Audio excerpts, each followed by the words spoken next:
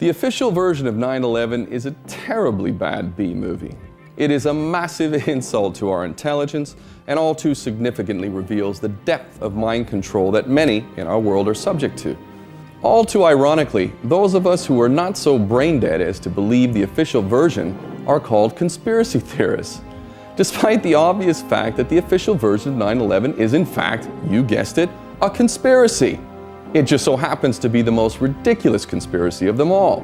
So let us imagine a crime so audacious that it was practically advertised before it was even committed. In addition to the incredible act of false flag terrorism that is the 9/11 operation, I am talking about the supreme crime of aggression, defined by the International Criminal Court as the planning, preparation, initiation, or execution of an act using armed force by a state against the sovereignty, territorial integrity, or political independence of another state. Well, that is precisely what these criminals in positions of public trust did. First they planned, then they boldly laid out those plans in two documents. The first one, written in 1996, was entitled Clean Break, a new strategy for securing the realm.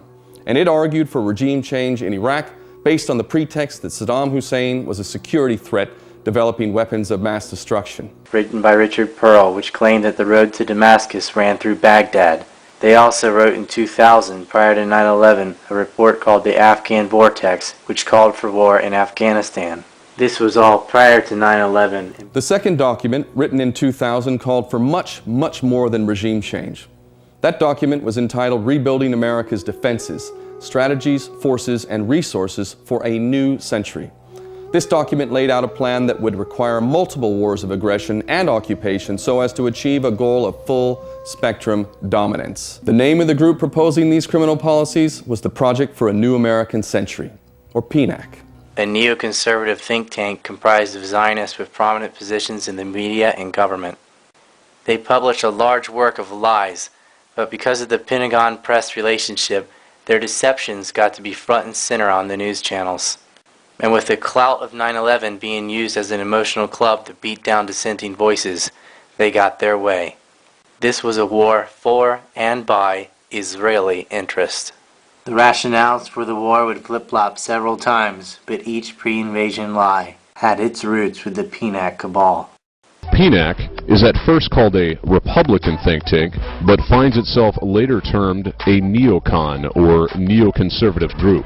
You've expressed some concern over the idea that this is all a conspiracy whipped up by a group of, quotes, neoconservative hawks who are somehow allied to Israel, and you've expressed worries about that. Explain what you're concerned about. Look, sometimes the word neoconservative is used when what they really would like to say is Jew. They being? People who use that kind of language. And as a Jew, I find it offensive.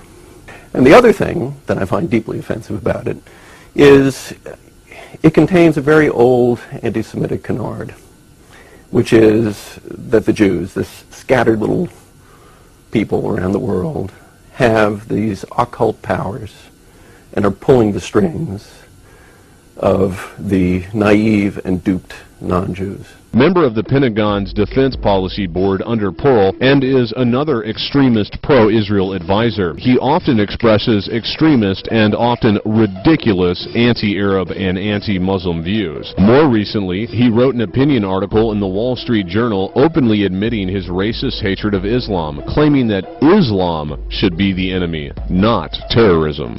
To be fair, the Project for a New American Century did have one token Islamic figure, or, to use the terminology of the late great Malcolm X, a lone house Muslim. Basically, this involves the American empire establishing global control of air, land, sea, and space, and cyberspace.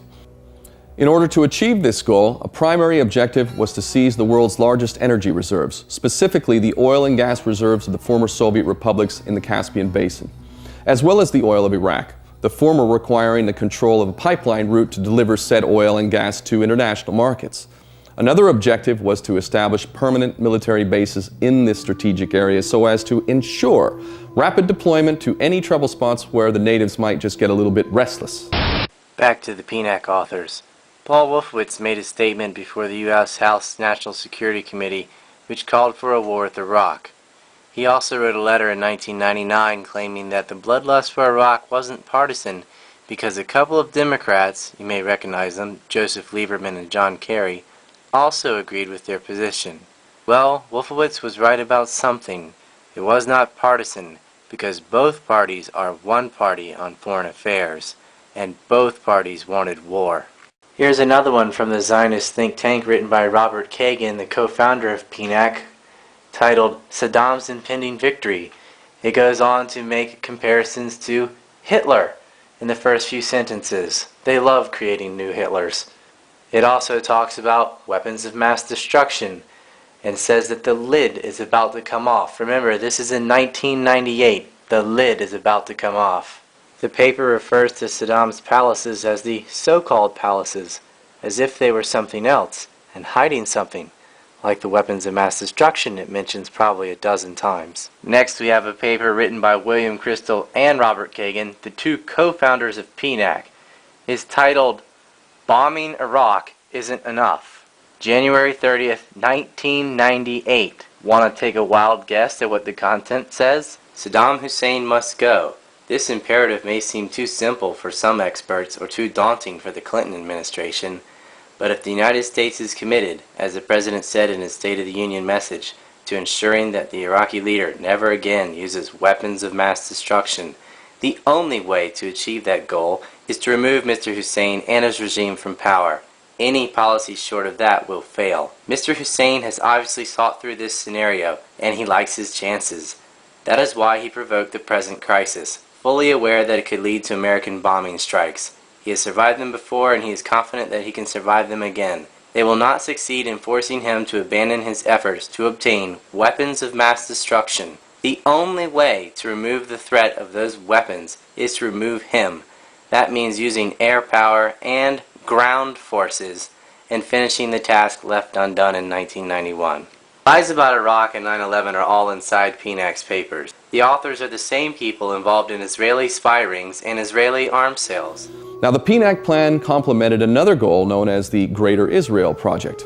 Going back to statements from the founder of Zionism, Theodor Herzl, the so-called Promised Land extends from the Nile River of Egypt to the Euphrates in Iraq. In Oded Yanan's A Strategy for Israel in the 1980s, Israeli regional superiority was to be achieved through a process of reconfiguring the Middle East by the balkanization of the surrounding Arab states into smaller and weaker states divided along sectarian lines. Lebanon, Syria, Egypt, Jordan, and Saudi Arabia were all in the crosshairs, but Israeli strategists viewed Iraq as their biggest challenge of all. And thus Iraq was outlined as the centerpiece to the balkanization of the Middle East. Iraq was to be divided into a Kurdish state, a Shiite Arab state, and a Sunni Arab state. The first step towards establishing this goal, however, was to instigate a war between Iraq and Iran, a war that would significantly weaken both states. Here is a brief summary of the general understanding of what neocons believe. They agree with Trotsky on permanent revolution, violent as well as intellectual. They are for redrawing the map of the Middle East and are willing to use force to do it. So while Saddam Hussein served wonderfully as an attack dog against Iran, the moment he had fulfilled his utility, he became the butcher of Baghdad, and the balkanization of Iraq merely required a pretext. And that brings us back to the PNAC lunatics and their full-spectrum dominance agenda that required multiple wars and the inevitable bloodbaths that would follow. The only problem from their perspective was that the American public could not possibly be told the truth of this plan because there was simply no way that they would support it. So how would PNAC achieve this goal? Well, they acknowledged in writing that only one thing could deliver them the means to achieve their psychopathic dream, and that was, quote, a new Pearl Harbor. Only such an event could whip the American public up into the fever pitch of vengeance that could serve as the pretext for multiple wars. And lo and behold, the gift of 9/11 was provided, and the farcical War on Terror was born. Muslims became the new boogeyman. The clash of civilizations as envisioned by Zionist ideologue Bernard Lewis was instigated, and the Middle East would soon be set alight. From the pre-war hype to the cover-up, they were involved every step of the way. Anyone refusing to acknowledge that the Iraq War was planned and sold to us by this cabal of dual-citizen Israelis must be a fool. They wrote verbatim the pre-war hype 5 years before the war. These same people later faked evidence for their deceptions and used moles in the media to repeat the garbage that they had already been writing in the PNAC papers. But until born-again Zionist Bush, no one was stupid enough to listen to it.